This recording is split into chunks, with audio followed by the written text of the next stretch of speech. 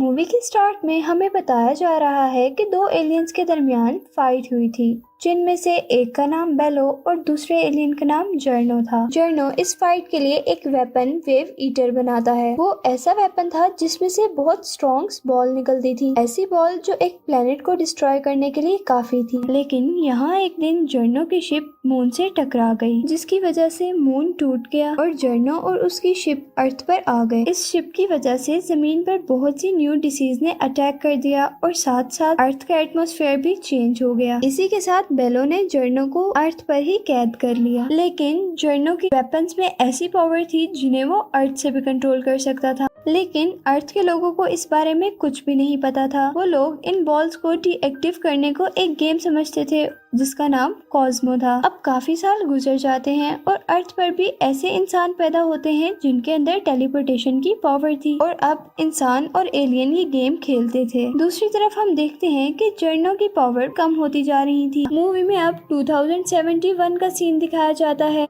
जहां मूवी के हीरो एंटन पर एक लैंप गिरता है, पर वो उससे बच जाता है और हमें पता चलता है कि वो जर्नो की बेटी आनिया ने उस पर गिराया था। इधर आनिया टेलीपोर्ट होकर अंडरग्राउंड जर्नो की शिप में आ जाती है, जहां जर्नो उसे बताता है कि एंटोन की बॉडी में ऐसी पावर्स हैं जो किसी शौक या एक्साइटमेंट में शो होंगी और जर्नो को अपनी न्यू इन्वेंशन के लिए उन पावर्स की जरूरत थी, जिसके लिए वो कहता है कि तुम एंटोन को मार दो। इन्हीं सब में हमें पता चलता है कि जर्नो अभी भी एनर्जी बॉल रिलीज कर रहा है, जिससे इंसान और एलियंस दोनों ही लड़ रहे थे। सभी लोग इसे गेम समझकर बहुत पसंद करते थे। यहाँ हम एंटोन को देखते हैं जो जॉब के लिए किसी लेडी से मिलने जाता है, लेकिन वो लेडी उस गेम को देखने में बहुत बिजी थी और वो एंटोन को रिफ्यूज कर देती है। यहाँ बेलो को पता चलता है कि जर्नो किसी और इन्वेंशन की तैयारी में है, जिसे वो लोग डिस्ट्रॉय करने के लिए उसकी शिप में जाते हैं, पर जर्नो उस इन्वेंशन को बचा लेता है। सीन सब गेम की तरफ शिफ्ट होते हैं, जहाँ टीम अर्थ के लोग अब फाइनल में थे। इधर एंटोन जॉब ना मिलने पर बहुत ज्यादा परेशान था,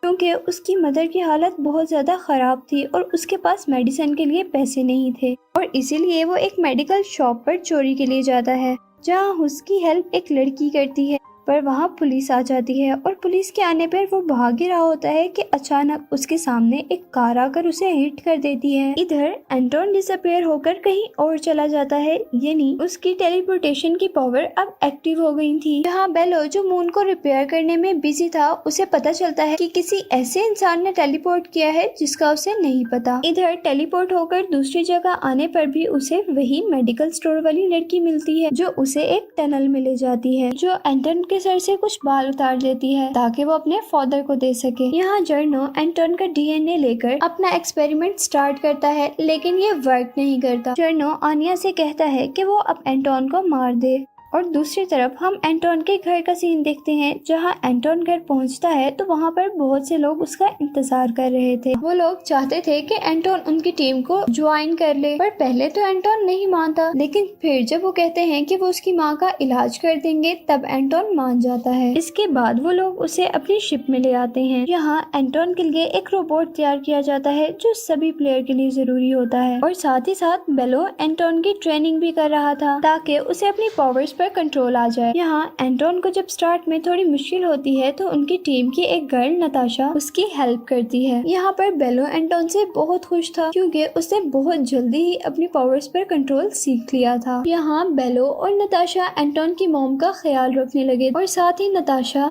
एंटोन को भी पसंद करने लगी थी और इसीलिए वो उसकी मॉम के साथ भी ज्यादा से ज्यादा टाइम स्पेंड करती थी। नताशा और एंटोन की मदर बातें कर रहे होते हैं तो वो बताती हैं कि जब एंटोन पैदा हुआ था तो मून टूटा था और कोई बहुत शार्प चीज उनकी बॉडी से आकर टच हुई थी और शायद यही उसकी टेलीपोर्टेशन की वजह थी। इधर नेक्स्ट सीन में हम देखते हैं कि आनिया एंटोन को अपनी मीटिंग प्लेस पर बुलाती है। यहाँ आनिया उसे अपनी बातों में गाकर एक पॉइजनस फ्लोर देती है और कहती है कि जब तुम इस शिप में जाकर इसे स्क्वीज करोगे तो वो शिप पॉइजनस हो जाएगी। पहले पहले तो एंटोन उसकी बात नहीं मानता, लेकिन फिर आनिया की नाराजगी को देखकर वो ये बात मान लेता है क्योंकि एंटोन आनिया को पसंद करता था और साथ ही उसे कॉस्मो बॉल में कोई इंटरेस्ट नहीं था। अब नेक्स्ट सीन में हम देखते हैं कि गेम के लिए रेडी हो रहे थे और यहाँ पर ट्विस्ट ये होता है कि एंटोन टाइम पर वो गेम खेलने से इनकार कर देता है, जिसे सुनकर सारे बहुत ज्यादा परेशान हो जाते हैं। बेलो एंटोन को वहाँ से ले जाता है और इन बॉल्स की और इस गेम की सच्चाई बता देता है। साथ ही वो ये भी बताता है कि आज तक ह्यूमन इवन के प्लेयर्स तक को ये बात नहीं पता, वो सभी लोग इसको एक गेम समझते हैं। बेलो एंटोन को ये भी बताता है कि उसने उसे कैद तो कर लिया था, पर वो उसे ऐसे इन्वेंशंस करने से रोक नहीं सकता, क्योंकि अगर उसने उसकी लैब को डिस्ट्रॉय कर दिया तो अर्थ भी बिल्कुल चांद की तरह टूट जाएगी। एंटोन ये सब बातें सुनने के बाद गलती का एहसास कर लेता है और उसे ठीक करने की भी ठानता है। तभी एंटोन उस जगह पर जाता है जहाँ पर उसने वो पॉइजन गिराया था, लेकिन अब काफी देर हो चुकी थी, वो पॉइजन काफी ज्यादा फैल चुका था। यहाँ बेलो जल्दी से सब कुछ उस शिप से बाहर निकाल लेता है और शिप का इमरजेंसी सिस्टम ऑन हो जाता है। एंटोन उस कॉस्मो बॉल से लड़ने लगता है और आनिया के बुलाने पर अपना रोबोट साइड पर रखकर आनिया से मिलने चला जाता है, जहाँ आनिया उसे पैरालाइजिंग गैस सुंघाकर पैरालाइज कर देती है और ये रिवील करती है कि वो उसे बहुत सालों पहले से जानती और बहुत पहले से उसका पीछा कर रही थी ताकि उसकी पावर्स एक्टिवेट हो सके। यहाँ आनिया उसे ये भी कहती है कि मैं तुम्हें पसंद करती हूँ और इसके बाद आनिया एंटोन को निडल्स छुपाकर उसकी स्किन से उसका डीएनए ले जाती है, जिसकी जरूरत उसके फादर को थी। इधर जर्नो एंटोन के डीएनए को अपने एक्सपेरिमेंट में एंटर करता है, जिससे एक क्रिएचर प्रोड्यूस होती है। जर्नो उस क्रिएचर को अपने माइंड से कनेक्ट कर लेता है। यहाँ पर सीन्स दोबारा एंटोन की तरफ शिफ्ट होते हैं, जहाँ वो अभी तक उसी जगह पर पैरालाइज था, जहाँ उसका रोबोट बेलो के साथ आता है।